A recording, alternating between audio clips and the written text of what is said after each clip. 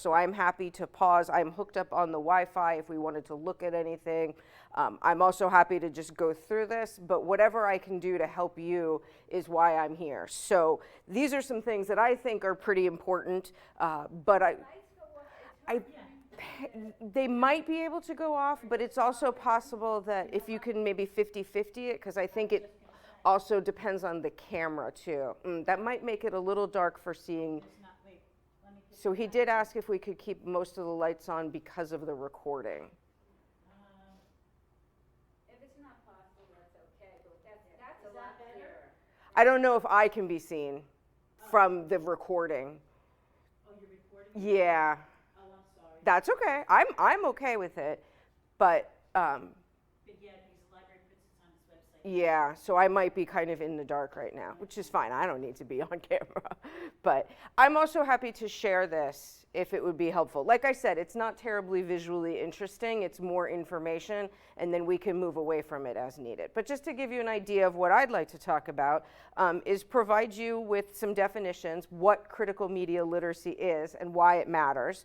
We'll talk about the concepts of critical media literacy, which is how we approach it. Obviously, we're here at the library, so I want to pay some attention to what libraries can do and what folks can do as patrons of the library.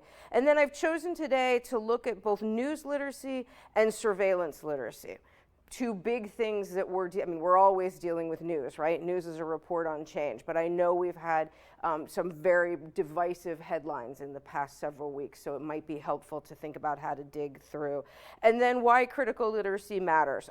Again, my focus happens to be teachers, students, and classrooms.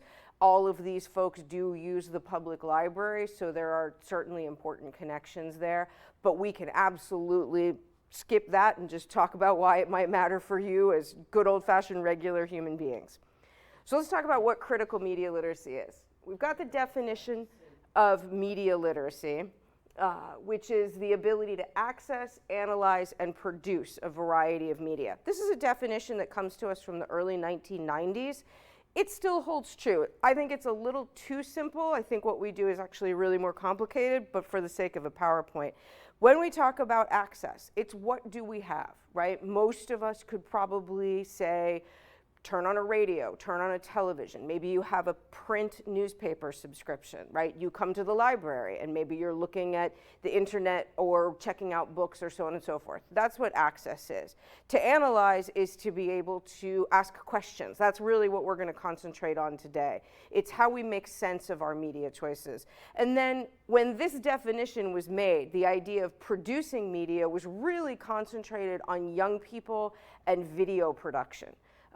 That's changed, obviously, by 2024. Right now, we might think about young people, or anybody for that matter, and social media content, right? We have these days an entire job title called influencer, which is all about social media content, right? Any single one of us with a smartphone can do some level of media creation, or with a website, or so on and so forth, right? We're probably not going to spend a ton of time on access or production today, but if you'd like to know more about it, by all means.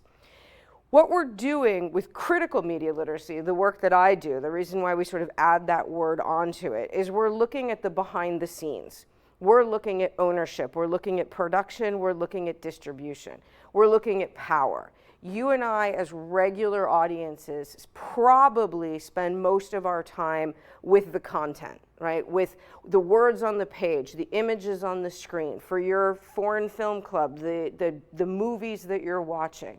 What we're asking in critical media literacy is let's look behind that, right? Let's spend a little bit of time behind that to see who made this, because that's really where power lies. And there are decisions being made behind the scenes that get that media to us or keep it from us. And so where is that power? And how we do that is through a process of continuous critical inquiry. We would argue, critical media literacy scholars, that you want to keep asking questions. In fact, one of the things that I tell my class at the beginning of each semester, and sometimes I have to repeat it throughout the semester, is I'm actually less interested in getting an answer than I am in thinking about how to ask more questions. As a human being, I love to know stuff. I want to know the answer. But sometimes the way in which we can kind of start to understand stuff is by asking more questions of it and by keeping those questions going. So we ask, what do we know, right? And how do we know it? Right? What is our own evidence? What is our context for not? Like, why would I be looking at this particular text versus another one, right? What is the impact of that text on individuals and on society? So sometimes my students will leave a little bit frustrated. They're like, but I still don't know the answer. And I'm like, that's okay. What other questions can we ask? And usually by the end of the semester, we've sort of wrapped it up a little bit. But it's about really kind of engaging with the work. I would argue that critical media literacy is really important, and it matters. If we go back to the 20th century, sort of the start of our understanding of media literacy and where we can bring ourselves into the 21st century, we learn about so much of our world from the media. Not really. It is really hard to see the screen, but this is also being recorded, and the recording won't see, yeah. But if you, again, I'm happy to share the PowerPoint at the end if it's at all helpful, right? So we learn so much about our world from the media, right?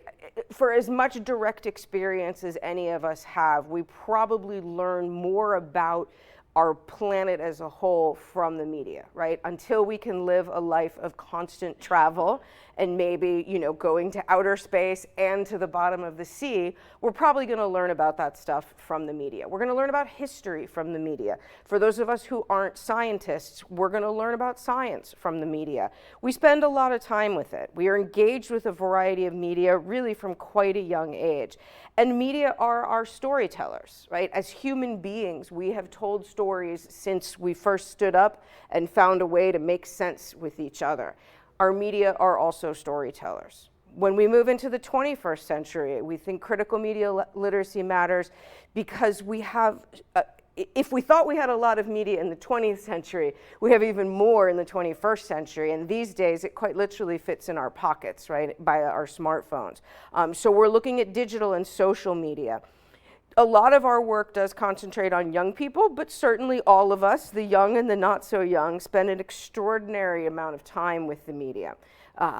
And our digital footprint is probably immeasurable at this point. Again, any one of us with a smartphone, any one of us that uses a credit card, right, or that checks out digitally from something, our digital footprint is really large. We are not going to necessarily be in a position to change that.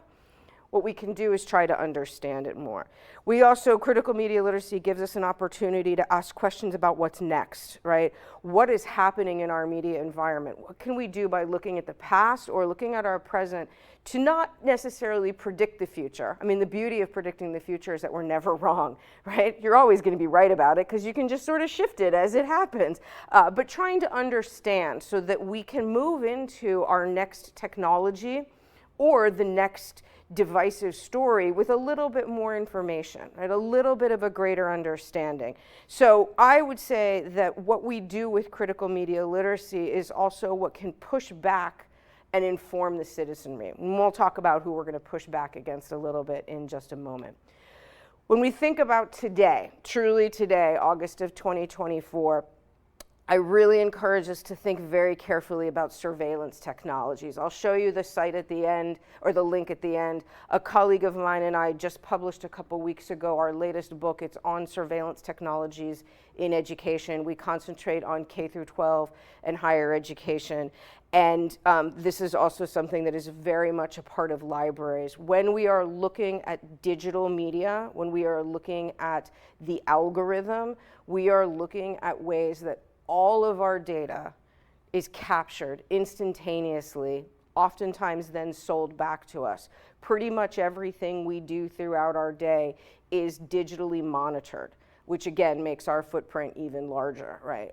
And so our particular concern is Actually, I would say there's a couple of, the two biggest concerns that I would have is minors. The surveillance technologies have found ways to capture the data of minors who we otherwise think of as a protected population, and the surveillance technologies have figured out how to capture the data of senior citizens who tend to maybe be on certain media less than, you know, young adults or teenagers, but are considered a rich source of data, and particularly vulnerable. So sort of somewhere in between. Just to give you, and well, yes, I mean, it's the presumption is that the senior citizen has more money than the teenager, and so therefore is better to exploit for that reason.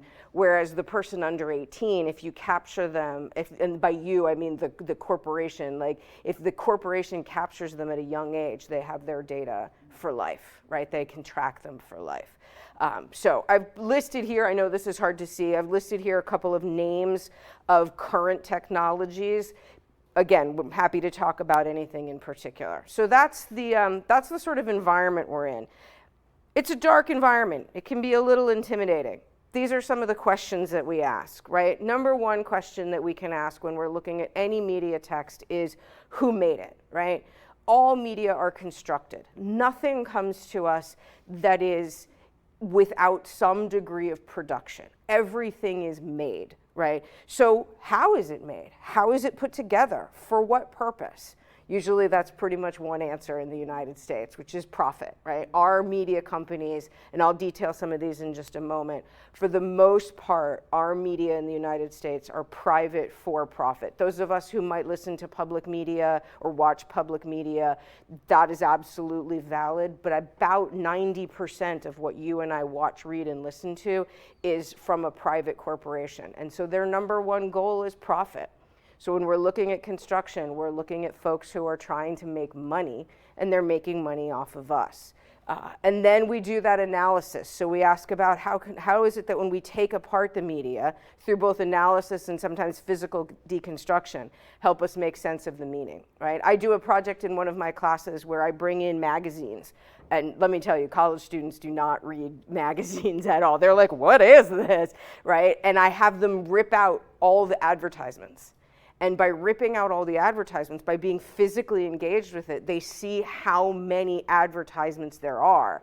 And you kind of can't do that on digital, right? You can't rip out digital. We could probably play around with pop-up ads, but it's actually really fun to like tear apart a magazine. And then we don't just throw it away. We have a second part to that project where we kind of rebuild it and try and tell a story about it. But it's that physical deconstruction that helps them understand, and understand through a technology that they don't usually use, so therefore they can kind of look at it from a little bit of a distance, right? So part of critical media literacy, I think many of us, when we hear the word critical, we think, oh, dislike, right? That's a bad thing, we must not like it. Not in my classroom, not in my understanding. And I am a pretty wide media consumer, right? And there's a lot of stuff that I enjoy greatly.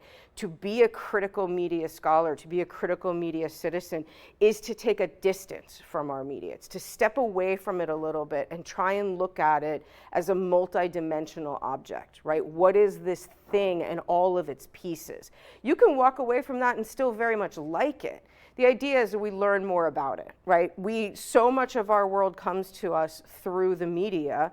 Don't we deserve to learn about that, right? Don't we deserve to learn more a little bit about it? And so that's where we talk about audience. And that's us, right? That's us. What do we engage with? In what context, right? What kind of newspaper am I reading or news program am I watching? Where am I doing this? How am I doing this, right? I grew up in a household where my parents read the newspaper cover to cover every day. It showed up on the front doorstep. I grew up outside of Washington, D.C. The Washington Post was in our doorstep every day. That is a form of engagement. NPR was on sort of as the background noise for the whole day. What does that teach us about who we are as audience members? Certainly, in that case, like who my parents are as readers, but also who was I as a child, as a learner of that. And so we get to spend a lot of time talking about ourselves with media literacy and understanding ourselves.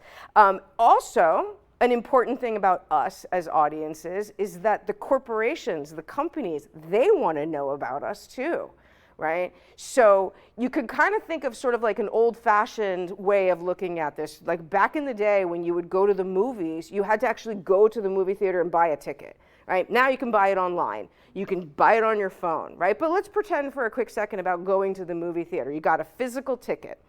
You could conceivably buy that ticket and leave and never watch the movie. The presumption is you buy the ticket and you go, right? So I use that as an example to show that, like, as audiences, through our choices, we are believed to be doing something, but that doesn't tell us what we think about it. That doesn't tell the corporations what we think about it, right? So we go to the movies, or we turn on a television program, we read an article in the newspaper, we click on something on a website. That doesn't mean we like it. Doesn't mean we dislike it. It doesn't mean it was too hard for us to understand. Doesn't mean it was too, we don't know, right? The corporations don't necessarily know. So they're doing as much work as they can to figure out who we are, right? They make assumptions about us. Maybe we fulfill those assumptions, but maybe we don't, right? So it's not only our own opportunity to engage with who we are, but also how they think about us, right?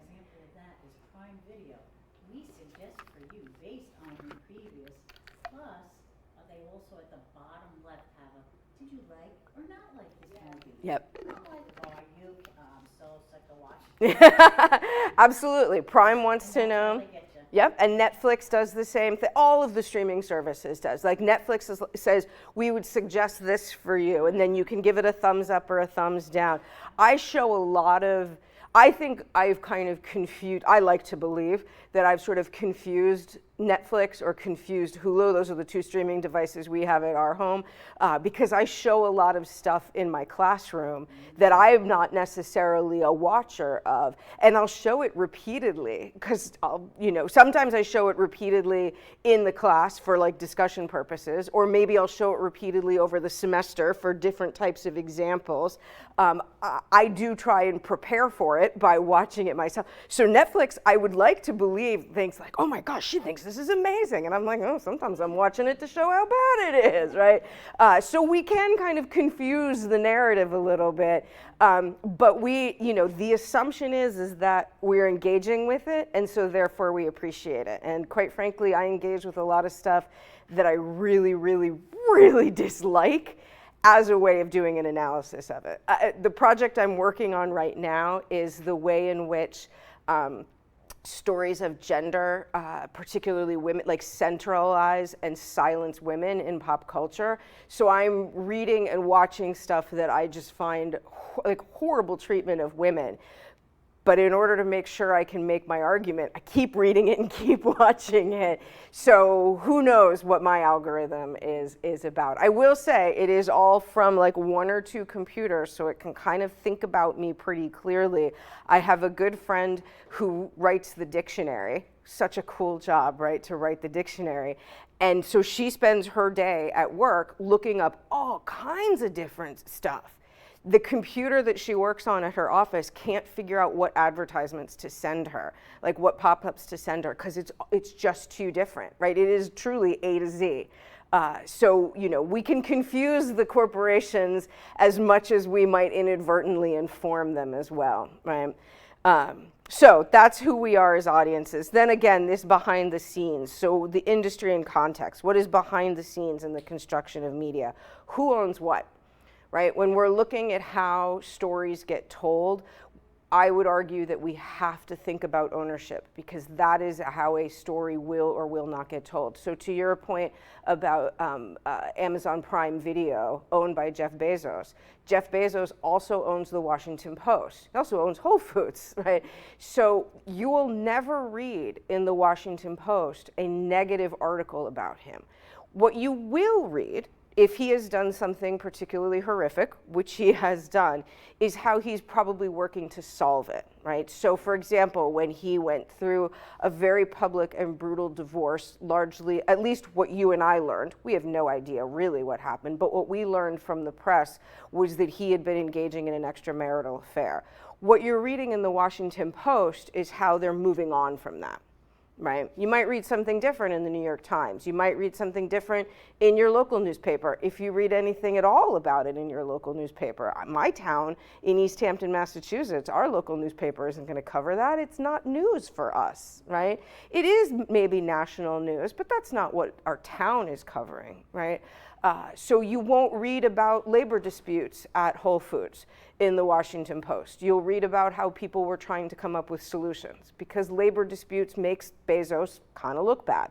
He's mistreating his employees. That can't be in a newspaper that he owns, right? So we want to spend time with ownership to kind of figure, and that can be really tricky. This is a place where, this is one of the absolutely the places where I say we might not be able to find the answer, because a lot of time the ownership is sort of cloaked in mystery, and that offers some degree of legal protection, but it also keeps us from being successful detectives, right?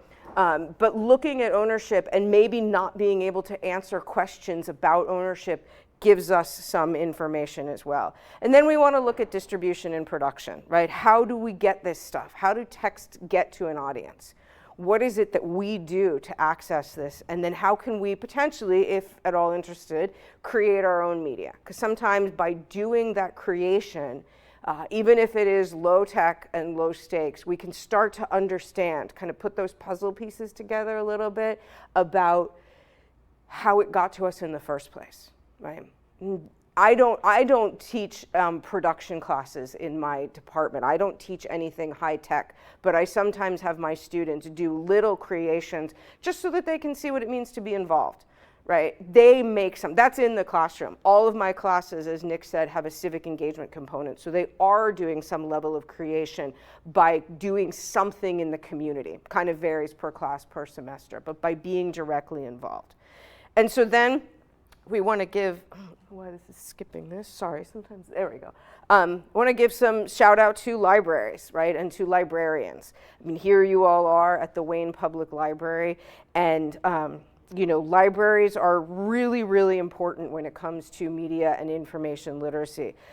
Librarians are trained in information literacy, and they know to centralize privacy as an important part of the learning process. School libraries are in a position to support student learning, which, you know, student learning I think has always been difficult. I think since the moment we decided that people deserve formal education, teaching and learning has been really hard. I would say it's become exponentially difficult since COVID, right? And I hope that that can change. I hope that someday it can be less difficult, but we seem to be in this really difficult cycle right now, which I think we can point to COVID as a real instigator of for how we can operate in a classroom. And libraries are just so important. And then here, our community libraries are vital resources for our community, right? In a day and time and in a media environment that encourages us to be super isolated and alone, our libraries are ways for us to be part of our community.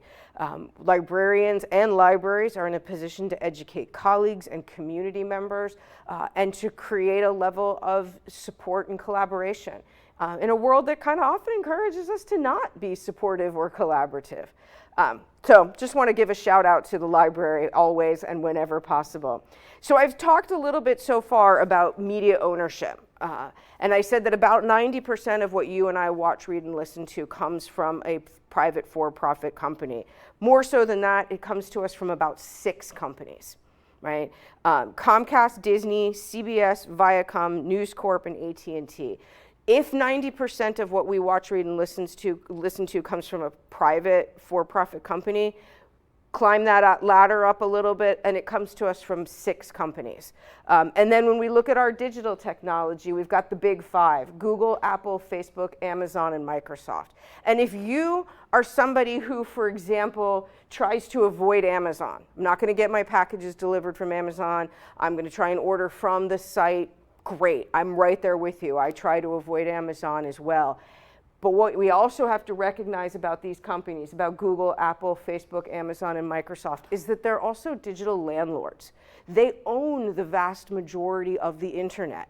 So even if you're not necessarily going to Amazon, you might be going to something that Amazon owns.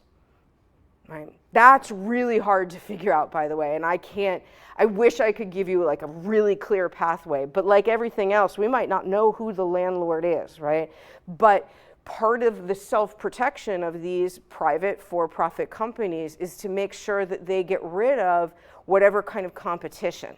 So Meta, I really should call it Meta. Facebook is just a branch of Meta, but that is actually part of the reason why Zuckerberg shifted from Facebook to Meta, was to create kind of a bigger arena for the ownership, okay? Look, I could stop here, right? I won't. I could stop here and be like, and all of this is really evil. I don't want us to think about it totally as evil. I think that's actually unfair to our own thinking, because it's never a binary. It's never good, bad, right, wrong, left, right. It's super complicated and complex. And sometimes we absolutely need this, right? Those of us who argue against all of this, who think that this is problematic, are probably using our Gmail to send messages, to send our emails and to share our work, right? I have a UMass email, obviously. It is housed by Google, right? So even when I am critiquing some of this, I am critiquing that which I am using. It's hard to avoid. There are ways around it, right? But it is really hard to avoid. So it's not about you walking out of here and saying, oh, well, now I can't do anything. No, because then you are stuck. It's about saying, can I know more? Can I be more informed about what I am doing? Right. So that's the sort of ownership. This is not a great, this is a little, these two slides, don't worry about the details on here. I know they're hard to see, and even if it wasn't hard to see, I would be telling you to just ignore it. Mostly I'm showing this to you as just the visual. It's dated and it's somewhat inaccurate, but it gives you a good visual, I think, if you can see the sort of circles of how this stuff all interacts, how these companies interact and their size. And then for those of you who might be concerned with the bias of your news, as we were talking about before, right? This is dated as of 2018. So again, it's a little bit outdated, but I think for the visual aspect of it, it is helpful. Is a way of kind of understanding where your news lies, right? And we can just talk about your different sites and your different news interests. You can find this on the internet. Again, it is dated, but the point of it is to show that we often are told that our media are, the left or the right, that they are liberal or conservative. And actually not so much, right? They move around into different places. They have different motivations. So we want to think about it in and of itself as slightly more complicated. So tell me the top 5 at the peak. At the peak of this is in the middle, the neutral, right, is, AP and Reuters, right? The Associated Press and Reuters. And that is, that's actually quite accurate, because really what they're doing is, it's almost just like a list of what happened, right? And if we look at something via AP or Reuters, you're getting fewer adjectives, right? And almost more of a timeline, right? And then when we get out here and we get into, sort of like InfoWars. We're talking here about InfoWars has been debunked multiple times. He basically just kind of made all of that stuff up. But over here, when we're looking at sort of more of the left, like the Huffington Post or BuzzFeed. Again, BuzzFeed News isn't around anymore. But what is written here is that there's selective or incomplete, unfair persuasion.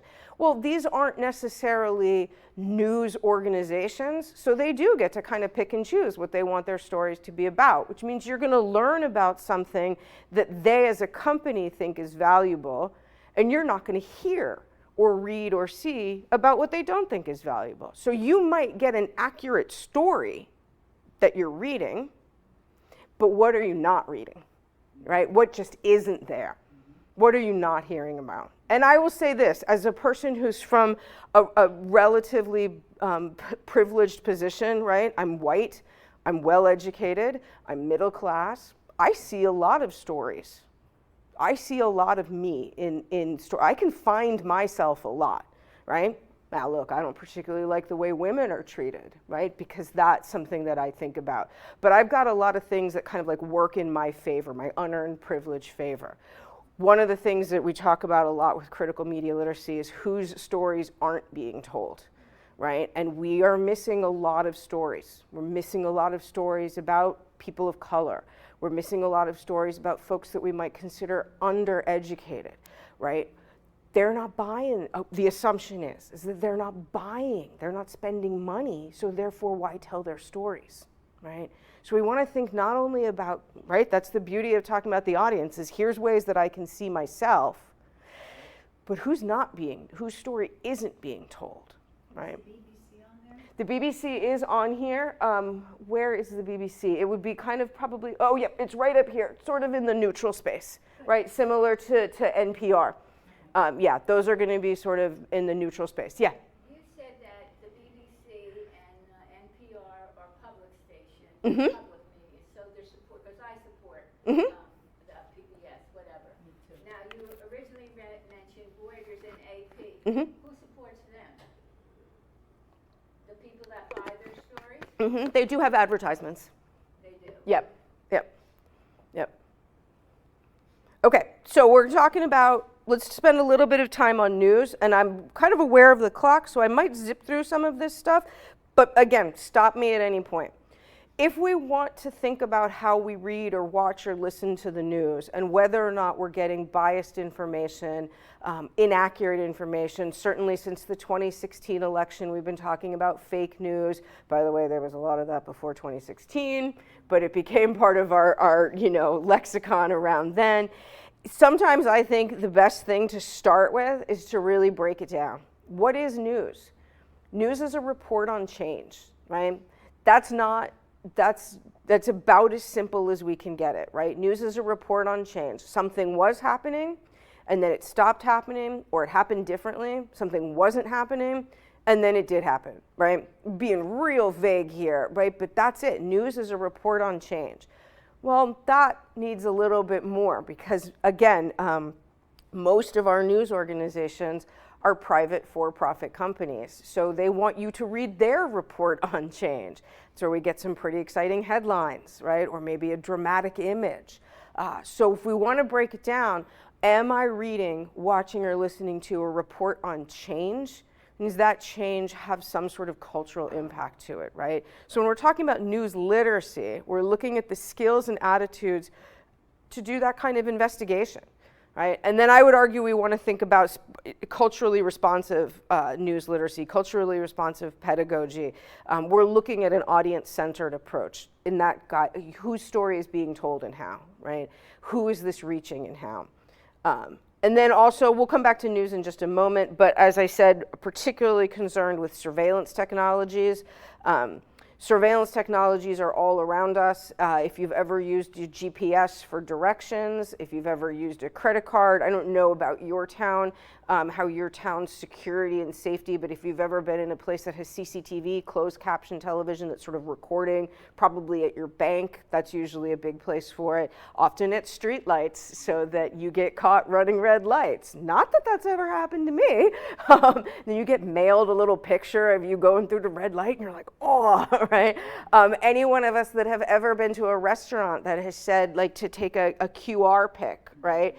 All of these work as surveillance technologies, right? Which means all of our activities are being monitored. For those of us that say, yeah, I don't actually do anything bad, like the kind of so what question is, one, we don't know what they're going to do with our data. Not quite sure what happened there. It's all still good. Maybe. Oh, there we go. Okay. I wonder if the cord popped out a little bit. We don't necessarily know what they're going to do with our data, or if they determine at some point that what we've done is slightly nefarious. I'll give you a really terrible, horrible example that just came out in the New York City press. Any juvenile who commits or is arrested for a crime in New York City has their record sealed. Most of the time when young people are arrested, the arrest gets dropped, et cetera, right? They get their records sealed. What has been happening lately in New York City is that police officers are selling that data to news outlets so they can write stories about juvenile crime, which seems really, really unfair. I'm not saying kids can't commit crimes. I think kids can absolutely commit crimes. I'm just going to hold this. That seems to be working. But when we think about young people as a vulnerable population, what does it mean when we now sell their crimes for gain, right? I think the connection was a little bit wobbly, but I think I've kind of jacked it back in. So that's something that I just read about recently, was selling the data of young people. So surveillance technologies can be there to harm. They are often sold to us as a form of protection. But what they can't actually show you is, are you safer than you were without it? Right? That actually doesn't have a hard and fast answer. So spending a little bit of time with the current news environment. These are just a few headlines that I grabbed, and they're not, this is day one of the, after day one, right? And so we want to think about, again, because sometimes, I think paying attention to the content is really important, but sometimes we can learn a lot from just the headline. So the top headline, Biden says DNC anti-Israel agitators, quote, have a point. Okay? Then we have this really strong verb, rips, right? Not worthy of Oval Office. We have Biden doing some name calling. It's in quotes. It's considered to be negative, right? I don't know if any of you watched his speech at the DNC. I did. I can't stay awake that late. I don't know if that, like, these are little bits of quotes that are taken out of context. Did he say this exactly, right? That's something to think about. But this is, the headline versus the speech Biden never wanted to give, right? So just a guess, which one is the sort of more conservative, presumably conservative outlet, and which one is the more presumably liberal outlet? Well, liberal's the top. Nope, that's actually Fox News.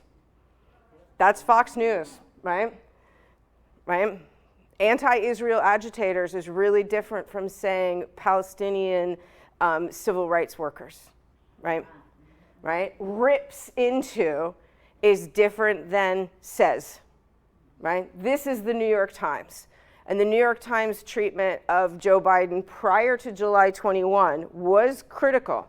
And once Joe Biden stepped out of the presidential race, the New York Times started looking at him as the grandfather figure that we've long thought of him, right? With his fabulous aviator glasses and his absolute love of country, his regular eating of ice cream with his grandchildren. The speech Biden never wanted to give, right? It was, now our narrative of Biden is how hard it was for him to give this up because he is a man who loves country, right? He is so in love with being part of this country, and that he stepped down for the greater good, right? So that was the day after the first. This is the day after the second. Maybe it's a little bit more obvious in this one, the conservative versus the sort of liberal. Kamala's coronation, right? This comes to us from The Federalist, which is an online newspaper, very concerned, it's not being accused of being conservative. They label themselves very politically conservative, right? But we have this language of Kamala's coronation. Got a couple things going on with this, okay? This is, I think, incredibly important, particularly in this, I think it's important all the time, but especially important in this election. Kamala's coronation, former police chief rips dem elites, I'm not even worried about that part. I feel like I know everything I need to know about this news source because of those two words. Anybody want to take a guess as to why? We often refer to women by their first names and men by their last names. So we've got the New York Times coverage of Barack Obama's speech, to some extent also Michelle Obama's speech. In back-to-back, we've just happened to have his picture at that. The moment that I snapped this was his picture. If I had waited 2 minutes, it would have been Michelle Obama's picture, right? In back-to-back speeches, the Obamas recall hope and assail Donald Trump. How Kamala Harris is trying to claim the mantle of change. We've got full names or last names. We often use first names when we're talking about children, right? We think of children as first names. It is a way in which we bring women down, particularly powerful and professional women, is to call them by their first names. It's a tool of infantilization. It makes them slightly less powerful. Tell you a funny story. Please do. Many years ago, because I'm quite old, a friend of mine was totally into being annoyed about how women are treated. Mm-hmm. So she said to called me Ellen, so she says, I thought I'll just call him Joe instead of Dr. So-and-so. And we all laughed. We thought it was so Brilliant. This is many years ago. She just was fighting everything way before her time. She wrote to the Catholic newspaper almost every week, and I just love the idea that this is not something new with women's rights. We owe many women in the past. I love the story last night on the television about Kamala's mother, how she referred to her as mommy. Yes, and, yes. And it just struck me as so funny, and not being political at all, but a while back, according to in the Republican Party, this was maybe 10 years ago, so there was a specialist who was always asked for advice about what's called trigger words. And that's what I think you're referring to. There's certain words that, like you said, rip instead of say.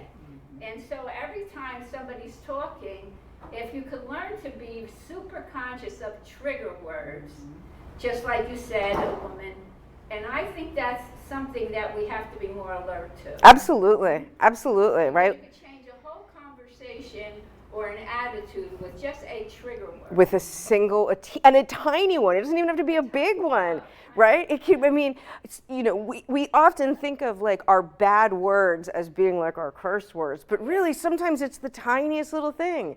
Think about the word but, 3 letters. I love you, oh man, but now there's gonna be a breakup or something, right? Teeny tiny single syllable, right? And so we've seen in multiple ways, the way we talk about Kamala Harris, certainly the way that we have spoken about and to some extent still talk about Hillary Clinton, is one, I think to some extent with the Clintons in particular, it kind of shows a lack of trust in our readership. Like if we look at the 2008 and the 2016 election, where there was quite a great amount of confidence in just naming her as Hillary, and the defense would be like, well, I mean, it's the Clintons. Like, did we really think Bill Clinton was running for another term in office? Like, we can be smarter than that. I think our news outlets think of us as less smart, that we couldn't deduce that it was Hillary Clinton, right? Also, how much extra time does it take to say Hillary Clinton? It's not that much time, right? Certainly a particular thing that Kamala Harris is facing is that many of us don't or didn't know how to pronounce her name. And it has absolutely been weaponized as a way to insult her, is to mispronounce her name, right? And I think any one of us who might have a name that is easily mispronounceable or easily misspelled, it's a little bit, it's personal, right? I mean, whatever, you misspelled my name, fine, no big, like it's not like I'm gonna end the conversation because of it, right? But it demonstrates a certain way of approach, right? And so when we can just mispronounce her name as we want, it's demonstrating a bit of a lack of respect, right? So I will say though, over the past few years, politicians have tried to present themselves as more familiar and more approachable. So you had like Bernie, self-referencing as Bernie, right? Bernie Sanders. But it is, I would argue, it is easy for men to do that and still be treated as adults. It is not as easy for women to do that. And I love the story. And if I may tell that story and other, like, I love that pushback. And I think, you know, your friend is talking to a medical doctor, but with the same thing at the start of the Biden administration, where folks were kind of up in arms about referring to Jill Biden as Dr. Biden. She has an advanced degree. She has an EDD. Right? I work in an institution where we all have EDDs or PhDs, and we are often referred to as doctor. I have a friend whose daughter said to her, a colleague and friend whose daughter said to her, yeah, but you're not the kind of doctor that can help people, which is true, which is, you know, is true, but still, it is a degree, you know, it is an academic degree that lends itself to that title. Dr. Jill Biden was like, no, she should just be happy with Mrs. Why? And also, whose is that to determine, except she introduces herself as doctor. In the future, with the information technology or wave, it is just as important to have education as being like the daughter of your friends, and you don't help people. Well, we have physical abilities and mental abilities. we should pay attention to both of them. Yeah, I think we can help people. We just can't help people if there's like a, you know, a physical wound, like, But still. you know. So then we move into, this was last night. I was trying very hard to stay awake last night. This was well past my bedtime to grab some screenshots of what was happening during the convention. So this is up top, the New York Times' coverage during the convention. Harris accepts Democratic nomination on convention stage. That's pretty straightforward, right? There's no fancy language, right? This is all happening in real time, so I'm assuming they're just kind of trying to like keep, we'll see a slightly different as we move into today. But then we have here, VP Harris accepts nomination for president weeks after Dems ousted Biden from the race. So she gets kind of taken down a little bit. This is about her coming in because he got ousted. Right? So we've already got this was Fox News, as you can see, right? So we've already got the insult kind of built into this, right? Did she come in as the nomination? Did she accept the nomination for president? Yes. Is it weeks after? Yes. Dems ousted Biden from race? That's actually a little mean, right? Maybe the Democrats did oust him, but is that really what last night was about? You know, Maybe the backstory is that was a strategy to keep them guessing, and it worked very well. Sure. So that could be the backstory. Sure, absolutely, absolutely, right? And then we go to this morning. These are 3 different sites. Okay, I love this. I love when folks call people Marxists, or radical Marxists for that matter, because I think oftentimes that means folks don't know what a Marxist is. Exactly, but it's a word that gets us fired up, right? It's absolutely, to your point, it's a trigger word. If we look at Harris's record, like her record or not, want to vote for her or not, think her policies are good or not, no problem. There is zero evidence anywhere in her history that she has Marxist leanings. She doesn't.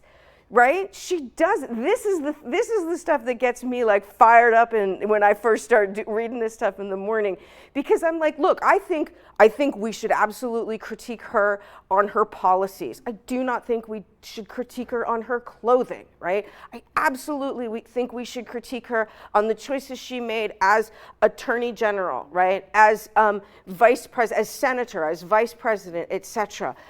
But there is no evidence that this woman has Marxist leanings. It just gets us, and I admit it gets me fired up in the morning. The blood pressure goes up, right? And if we're primed to just accept it, then it's kind of already on our team a little bit, right? But there's no there. The DNC has just been one long litany of stupid, obvious lies.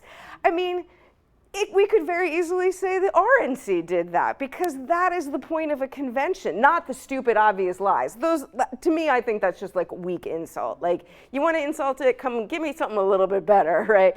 But like, the DNC, the RNC, all of those conventions are about puffery, right? They're about galvanizing a crowd. They're about getting people excited. They're not about policy conversations, right? She did dip into policy. If you stayed awake for the whole thing or read about it this morning, she did start talking about policy towards the end of her speech, but she's not going into the nitty-gritty of it. Nobody is. That's not why you're there. This is one of the reasons why I keep my mouth shut at parties, because people will say things like, oh, what are you working on? And if I actually tell them, oh, then it gets really dark and sad, because I work on surveillance technologies and like the mistreatment of women in pop culture, and you don't want that at a party, right? So no one is getting into policy. So I think this is just, to me, this is just weak, right? And then we get in the middle, we've got the New York Times. I know the lighting isn't great here, but if you couldn't, like, grab the New York Times from this morning. This is a beautiful picture, right? It is a very beautiful picture. The light is gorgeous. We've got the names in the background. I mean, she's on this blue stage with these blue names with her, I believe it was a navy blue suit. Again, I don't want to address her clothing too much, but we've got a very aesthetically pleasing picture, right? Like her or dislike her, know who she is or not, this is an aesthetically pleasing picture, right? Any single one of us, if we get caught in mid-sneeze on camera, the story is going to be negative, right? Nobody looks good mid-sneeze. And if that's the picture that you put on your front page, well, yeah, that's probably, they're trying to give you some negative vibes, right? If you look at this picture, and again, I know it's not clear at all, and I apologize for that, there's just nothing there. There's nobody there. And the top picture, I would assume, is sort of in mid-sentence, right? And so you catch somebody in mid-sentence, and it also can be a bit awkward, right? So we can think about both the headlines, all I've shown you here are the headlines, and a little bit of visuals, and we sort of already can get the idea of what's coming next, right? And again, I recognize for those here that it's not the best visual, but please, I'm happy to share any of this, and or as soon as we're done, like go take a quick look at whatever's on the cover of the New York Times or Fox News or whatever right now, and my guess is you'll probably still see the most flattering pics in the news outlet that is favorable toward this, and however one can capture an unflattering pic, okay? So this is the ways in which we can play around with our news. Sometimes, again, I think reading the whole story is important, but sometimes we can really start with just the headlines and the pics to have an understanding of what our news outlet might be about, like how it might be making sense to us. I realize that we're really close to 1:30 right now, so I'm going to go through this kind of quickly, but happy to talk about it in more detail. I'm flexible on timing. I don't want to disrupt your timing though. So when we talk about surveillance technologies, we're looking at digital technologies that track and monitor our use, as well as digital technologies that track and monitor our behavior. They can be found pretty much everywhere. Just to give you some pop culture examples, if anybody's ever read The Hitchhiker's Guide to the Galaxy, came out in 1979. There was a sort of futuristic AI machine. They called it that, but man, we didn't have AI in quite the same way in 1979. And if you remember this, sorry for the spoiler alert here, but if you remember this, the AI machine spent ages figuring out the meaning of life, and it was 42. Right? So it's this idea that like we ask these really complicated questions and we get this kind of dissatisfying simple answer, right? If anybody's seen Real Genius, it's a very silly movie from 1985, but there's a great montage. It's only about a minute long where an entire lecture hall classroom is taken over by tape recorders, including the lecturer. The idea that the machine can kind of do the work for us. If you've watched Parks and Recreation, the town gets free Wi-Fi, but it costs the citizens their privacy. The company kind of follows them around a little bit. If you watch Superstore, they get the employees get an app on their phone to help monitor their time, and it's got all these little bells and whistles and points and stickers, but nobody really quite knows. Like they're all fascinated by it because it's new, but nobody really knows what it's doing. It turns out it's tracking all of their actions and their behavior. I don't know if anybody's read The Deluge. It's a book that came out, fiction book that came out in 2023. It's about 800 pages long. It's a lot of intersecting stories, but there's a particularly eco-terrorist group that uses junk mail. They take junk mail flyers, and there's codes embedded in junk mail flyers, like their own coding, to give information so that they don't get caught by the surveillance. In the morning show, an Apple Plus TV show, there's a business partnership where it goes awry because she realizes that she's being surveilled via her phone. And there's a great episode of Abbott Elementary. If you've not watched this show, I really do recommend it. There's some new technologies given to this under-resourced school, and what they learn at the end is that it's there to predict criminal behavior. The show takes place in Philadelphia, so the state of Pennsylvania gave them this technology as a way to figure out how many prison beds to build in the future under the assumption that these under-resourced children will grow up to be criminals. It's not funny, but it's actually kind of funny because you're like, oh right, this is like what we are told, what we are quote unquote sold as a tool of protection or as a way of keeping us informed or connected is actually monitoring us more. So we can find our surveillance technologies in our classroom hardware. We can find it in software. We can find it in school hardware and certainly in school software. We find it in our own pockets, right? Again, any one of us with a smartphone, it is pretty much monitoring us all the time. And in fact, Google was most recently caught. They've been caught for a lot of things. Most recently caught for even if you had your privacy settings on your phone or on your computer, they were still still monitoring it, and they got caught for that. Google gets caught a lot, actually. They get caught a lot. They've gotten caught multiple times for taking the data of minors. They've gotten caught for privacy interventions, even when you have it turned off. And their defense is, well, it's not really defense, but their statement is that the fines that they pay pale in comparison to the amount of data that they get. And I, as part of my research with my colleague for our book on surveillance technologies in education, I signed on to a Google class action lawsuit and made $7.69. You know, like, it's not that, to me, you look at the dollar amount that they have to pay, and you're like, that is a lot of money. But when you break it down to the users, it's really not, right? It's really not. That $7.69 didn't do much for me. How are these things legal? They are because the corporations say they are, right?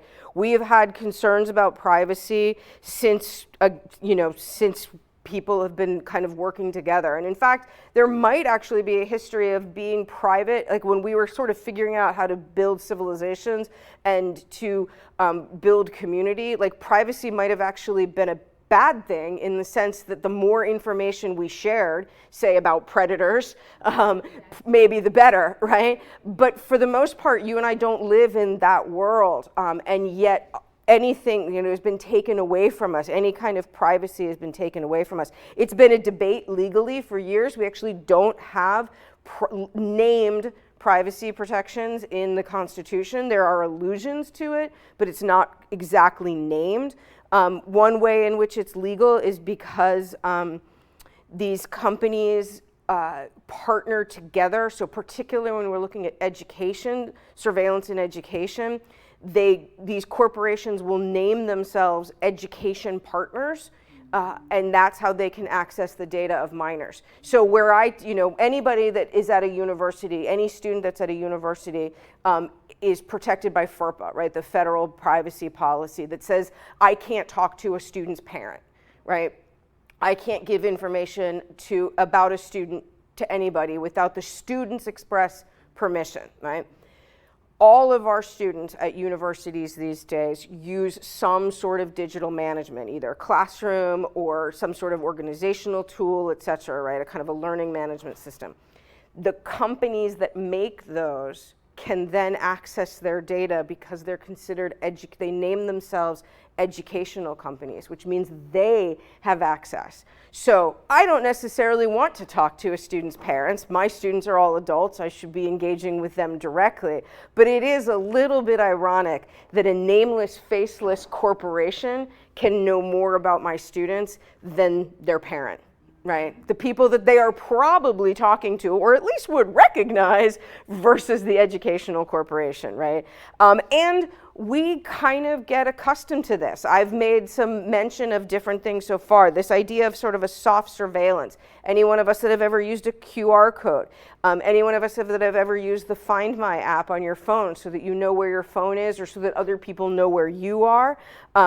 The GPS locators on our phone, we sort of train ourselves a little bit to be accustomed to surveillance. And so then when the bigger surveillance tools and technologies come along, we're kind of already primed for it, sort of already normalized for us, right? So then we get ready for more hard surveillance. The question is whether or not it is legal, right? And that's, student data are protected, but corporations file as educational partners, right? And then we've certainly seen significant changes in this. I mean, any one of us that lived in a state, I'm assuming New Jersey was one of these, Massachusetts was absolutely one, where we had pretty significant lockdowns, right, during COVID. And I know I'd spend a lot of time actually driving from Massachusetts to Maryland. It's where my mother lives, so I go down an awful lot. And I remember the first several months of COVID, I had to register each state I drove through, which, you're in an emergency, right? You're truly in a pandemic, and it feels like the responsible thing is to follow those rules, right? Well, I also therefore enabled myself to be surveilled in some way, shape, or form. We were being surveilled long before COVID. We were absolutely being surveilled long before COVID, but COVID opened the doors even wider. right? And I will say a lot of it absolutely did seem like a form of protection and a form of safety. Many of us didn't want to get sick or get other people sick. So what can I do to be responsible? As a teacher during COVID, I didn't like being teaching by Zoom. It just felt so disconnected, but it was the closest thing I could get to a connection, right? So we kind of make those deals, we make those bargains, but then those doors don't close, right? Once they've been opened, they don't close. Even those of us that have gone back to in-person teaching, there's not less technology now. We just use it differently, right? And so many of us would say like, oh my gosh, I can't wait until this is done and I don't ever have to be on a Zoom meeting again, except Zoom meetings can be really convenient. If you're in meetings back to back, now you don't have a commute time between meetings, so you can do more work, right? Right? Or you could engage with people still who might be across the country that you're not going to be able to see that often unless you're traveling. But I could have a Zoom chat with them. I can do that more easily than fly back and forth to California, or right, you know? So it opened a door that we kind of kept open, even when we didn't think that we wanted to keep it open, right? Sometimes, I think of this as the institution where I work, sometimes those surveillance technologies are the only way we can learn about our students as a whole. At my institution, there's 25,000 undergraduates, right? 8 to 10, give or take, graduate students. If I want to learn about how my students are doing, I can't ask 25,000 students. It's impractical. But because I have all of their data, I can look at those numbers. Right? So this is, again, as I've said a few times, I don't want anybody to think about this as only good or only bad, only positive or only negative. What I want us to think about is how complicated and how complex some of this can be. So we also want to think about a couple of problems with this, right? Surveillance is not secure. Data breaches are so common they no longer make headlines, right? We spend a fair amount of time reading about data breaches, but now it's not the #1 headline. They just happen all the time, right? Surveillance shifts our autonomy. I think about this in terms of students, but it's really just all of us. If we are being recorded, we might self-silence, right? Particularly when we're talking about difficult issues, right? Nobody ever wants to be the person that says the bad thing or the insensitive thing or the ill-informed thing. My argument is that's exactly what classrooms and libraries are for. Let's say I mean, I don't want anybody calling anybody names, but I would rather have somebody come in and say, I don't know how to talk about this, than to just not talk about it, right? But because we're being surveilled and because anything that we say can be taken out of context, maybe it's just safer to self-silence. And when we do that, yes, on the short term, it probably is safer, but it also means we have less opportunity for learning.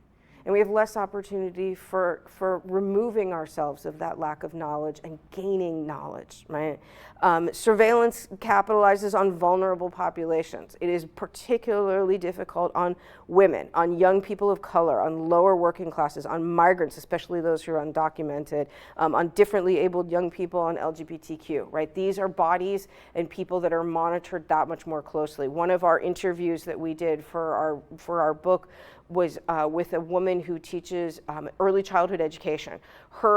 The children, the tiny humans in her classroom are about 2 to 3 years old. And she is supposed to be using a technology that monitors their behavior, and she's supposed to log their behavior as sites for concern. Tell me what 2-year-old has quote unquote good physical behavior. They're entirely physical. When you think about a 2-year-old acting out, how is that, what does that actually tell you about a toddler? Well, it starts to track them. Her students are in an incredibly impoverished area. They are largely tracked throughout their lives through social services. Now we've captured them at age 2, right? So we look at these as vulnerable populations. But again, action steps. We can limit data collection in public institutions, right? the library doesn't necessarily keep your data, and that is a way of keeping you safe, right? Maybe what we do is legislate the right to be erased, right? Which is something that actually happens in Western European countries, where like I can erase my data. If we think about people who are victims of stalking, who cannot erase their data, they can continue to be found by the stalker, right? I would like the right to be erased. We offer zero tolerance for ed tech companies. You lose or you sell student data that hasn't been given express permission, you're out of here, right? We don't have that yet. We could legislate a data dividend, right? All of us are doing a certain amount of work every time we are surveilled, right? We're doing the labor of our time. What if I got to get paid for it, right? What if somebody sent me a check every month for the work that I am doing for them? Be proactive with artificial intelligence, right? AI is not sentient, right? It cannot make its decisions on its own. What could we potentially do to understand and learn more about AI? How can we push back on it a little bit? And how can we understand and continue to learn? Because that's the thing, is that AI is only going to get more sophisticated. But anything that we do on the internet is feeding AI. Right? What can we learn about that? And then continue to update laws, right? This is really tricky. And I don't mean to punish lawmakers. The law moves a lot slower than technology, right? But there are laws being looked at and passed right now that are designed to protect women. It's almost 100% women from digital manipulations. They're called nudify apps. They're basically, if you have a picture of a body that is clothed, it's a way to remove the clothing and basically turn any picture into pornography. Again, nearly 100% of it is done to women, right? And there are laws absolutely in place to protect, but what those laws do is punish the person who made the pic. There is no punishment yet for the company that built the technology that allows the person, right? So we punish an individual, which I'm not going to argue against, right? If somebody does make this terrible thing without this person's consent, that is problematic. But they are also only able to do that because of the technology. But there is no punishment in place for the technology creators, right? And again, the vast majority of this only works on women's bodies. And in fact, some of the technologies proudly don't work on men's bodies. It's sort of like a badge of honor, right? That you can't kind of flip the script on that, right? So what we can do, again, as I said at the very beginning, let's think about how many questions we can ask. What privacy settings do I have control over in my own devices? Like, what can I do to maybe make some more privacy within my own devices, right? Never accept cookies. Never. And it takes approximately 10 seconds to reject them, right? And that's 10 seconds for the place that you have to actually go look for the button, right? You're 1,000%. Reject that, right? You can reject it really quickly, right? What are the privacy practices of the companies that I might interact with or that I might be mandated to use? What can I learn about that? And am I allowed to opt out?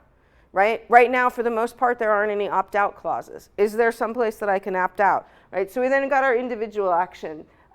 Separate your technology use when possible. This in and of itself I don't like. I like it, but I also don't like it. When we're looking particularly at students, at young people, and asking them to separate their devices, for many students who get quote unquote free devices at schools, like laptops or Chromebooks or tablets, that might be their only device, right? And so asking them to separate is really unfair because it presumes that there is more device, that they have a greater quantity of devices, and that's not very fair. There's certainly a class-based argument built into that. But when possible, keep your professional devices separate from your personal devices because it's a way that they can share, that information can be shared, right? Turn off notifications. We can be so tempted on our phones if we kept all of our notifications on, and again, I see this in my students, they're just dinging all the time. How about you just go find it, right? I want to go look at this. Take a little bit of self-control. I'm going to choose to look at these pictures. I'm going to choose to look at these headlines versus an algorithm, a company telling me to do it, right? Clear your cache. Anytime you can kind of empty it out. It might take 30 more seconds to type in a website, but that holds on to data. Reject cookies. Thank you very much. And then, The cookies that you would reject. I'm sorry? Why are they putting like cookies? The companies? Because it captures your data. It captures who you are, how long you spent on a site, what else you're looking at, where you came from before, where you're going to next. And Also, you to just share ignore it. it. So just reject them. You can reject them. I just ignore it, but I don't. But if you ignore them, then they've got your, then they've you actually have to go in and reject them. So you just have to really look for the Yep. Sometimes it's not so bad. Yeah, depending on, it's gotten a little bit better, right? It's yeah, and sometimes they make it a little bit harder for you to do it, but if you ignore it, then you've accepted them. So you just have to scroll down and see. Mhm. There is that There's always a reject, button, and yeah. always reject. Mm-hmm. No, that's okay. You just, Guess what I always did too? Until yeah, I- absolutely. And that notification, I said, very nice. I like the title. Let me open. Mm-hmm. Mm-hmm. And you know, here's the thing. Here's what I'll close on. I stand here and tell you all of this stuff, and it happens to me, right? And it happens to me. I have to go in and reject the cookies. I have to make that choice, right? I have to turn my notifications off. Sometimes I'm surprised by the notifications I get because I'm like, I never said it was okay for you to notify me. And then I got to go back in and do it a little bit, you know, restart it kind of thing, right? I am absolutely distracted by my phone.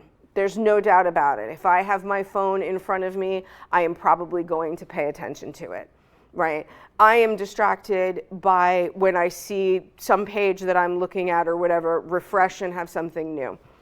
And I'm the one who's sort of trained in this, right? It's all of us. It's sort of constant work that we're asking. You know, it's going to take a little bit more time. But so much of our media encourage us to go fast. With regards to the communication through messages, Mm-hmm. do you keep those conversations? Like my text messages? Oh yeah, because I am very lazy. Okay. But there is no like. I mean, I could delete them, but I'm pretty lazy, and that's it. Pros and cons of why I mean, one thing that is probably safe to assume is that all of your text messages are being read by your phone company and by whoever, whatever brand of phone you have. So it's already done here. So here's the thing. Here's an example, and this is a little bit of an old-fashioned example, but it's something that I keep in my brain too, because it helps me kind of work through some of these more abstract things. Any one of us with a Gmail email account, right? Google can read all of your emails. That is what you signed up for with a Gmail account. I was talking with somebody several years ago who said, well, that's why I don't have Gmail. I have whatever they had. I can't remember at the time. And I said, I'm really sorry. You and I have emailed before, which means I opened the door. Google can read all of the Gmail, but if you, the Gmail user, email somebody that uses something different, you've now opened the door for Google to read their email. So, yeah. And so I said, I was like, I'm really sorry. They're reading your email because you and I have communicated via email. And Yahoo is not better either. No, none of them are. No, none of them are. What is the safe one that you would recommend to use? I would say I mean, they're all doing it, right? They're all doing it. So what I would really recommend is be aware and figure out what choices you can make for yourself and figure out what you do or you do not want to put in an email, right? Or what you do or do not want to put on social media. When we look at the 2022 Dobbs decision that took away the Roe v. Wade protection of a woman's right to choose, in some states within moments, because they had trigger laws, truly within moments, women were now breaking the law that they hadn't been breaking 5 minutes before. And there were documented cases of women who had been discussing treatment or options over Facebook who were then tracked for doing something illegal. So maybe be careful where you have certain, yeah, yeah, yeah. Think about where you want to have certain conversations, right? Think about resources that might be helpful. So, as Nick mentioned at the beginning, the library has a copy of The Media and Me. It is the only critical media literacy book for young readers, but it is also something that we have learned has been really helpful for adults, for teachers, for parents, as a way of helping to explain all the things that are happening in the world. If you are interested in reading more about surveillance sorry, I don't know where the image went, about surveillance technologies in education, my colleague and I just published a book called Surveillance Education. It is a discussion of these technologies. And then if you're looking for something that could maybe be, again, sort of give and take, there's a great YouTube series called Crash Course Media Literacy. It kind of breaks down the fundamentals of media literacy. It's designed for young adult viewers. It's on YouTube, which means you're building your digital footprint. So I do recognize that. But he explains a lot of stuff really, really clearly. And these are tricky things to talk about, right? These are difficult things.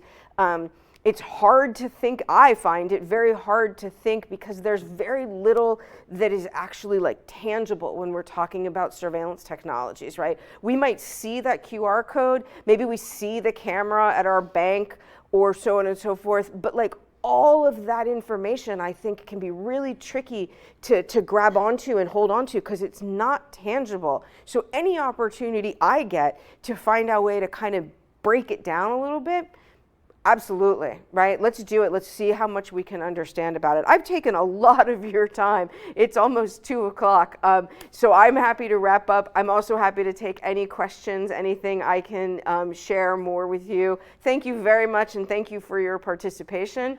And I'm happy to stick around for a bit if there's anything I can do to help. Please. I'm so stupid. No stupidity. Absolutely not. Every time I leave home, I have turned it off. Okay. Because they said that is also surveillance. Yeah, absolutely. Great. Good for you. I just heard about it. So Yeah. Anytime you can turn off a digital something, go for it. Anytime you don't need it, go for it. Because it is like opening a door. Again, like I said, I try and come up with as many kind of tangible explanations because it helps me think through it. Think about leaving your house with your door open. You're probably not going to do that, right? At least not to go away for very long. You might go grab the mail and leave the door open. But you're not going to go away on vacation and leave the door open, right? So maybe think about, what kind of doors do I want closed when I'm not doing something, right? When I'm not on the internet, or if I'm not, whatever you might be doing, I'm not actually on my email right now, or I'm not on this particular social media site. What can I do to kind of turn it off a little bit? Yeah, absolutely. This is very good. Thank you. And you must be a person that don't use Siri, aren't you? Oh no, I find her very intimidating. I don't like her tone of voice. No, I don't use Siri. Because in the TV, it's like, hi Siri, or all the people that I know, hi Siri. And I said, wow, I don't like that. So Siri is something that we've kind of gotten used to. You're right, I don't particularly like using Siri, but I can understand to some extent why people do use Siri. Convenience. Exactly. And also, there's a couple of things to think about with Siri and Alexa and an Amazon Echo, is there are transcriptions of everything that is being discussed. Right? So anything you ask Siri is being transcribed. One, it's a way of teaching Siri how to be more sophisticated, right? It's also data capturing. And so if anybody uses like the Alexa, the Amazon Echo, that is somebody's job, is to transcribe everything that's being done through that. And there are people who are transcribing cases of domestic violence because they have to write down everything that is being transmitted through it. So you can imagine how hard of a job that is, right? You can imagine how hard of a job that is. In a slightly different example, there was a Barbie doll that talked to the children that played with her, and she would ask them questions like, what's your favorite color? And that was transmitted back to Mattel. Slightly problematic in a different way, Barbie would say things like, math is hard, right? She didn't need you to participate in that, but for the most part, we have young girls playing with Barbie, and if Barbie is announcing that math is hard, what are we now teaching our young girls? So, again, I'm looking at the time. Thank you all very, very much. Okay, and you know, if there's anything I can do to follow up, Nick has all of my contact information. I'm easily found at UMass. Happy to continue conversation in whatever capacity. 1,000 more questions. AI. What do you think of AI? It's very confusing. I think that we give AI more power than it deserves. We are the ones building AI. Anything we do online is building. Can I do anything about it? I think what we probably need to do is find a way to regulate it and find a way to make it clear that this was made via AI. It's not going to go anywhere. We're probably going to be really unhappy if we try and stop it, but how about we make it more clear? This was created via AI. This was built via AI. You don't know which one is Exactly. creation, Yeah. or it's a normal person. Who are you talking to? Just Yep. alone. It's also making other people a lot of money, right? There's, I have been, as a teacher, I have been told like, oh, you can use this technology to detect whether or not your students are using AI. And I'm like, well, no, they're not. Those actually aren't sophisticated. But also that makes somebody else an awful lot of money off of my students' work, and I'm not doing that. And it further trains AI. So I think at the very least what we deserve is notification. Thank you so much. You're very welcome. Now I learned. Thank you. Very soon I am here.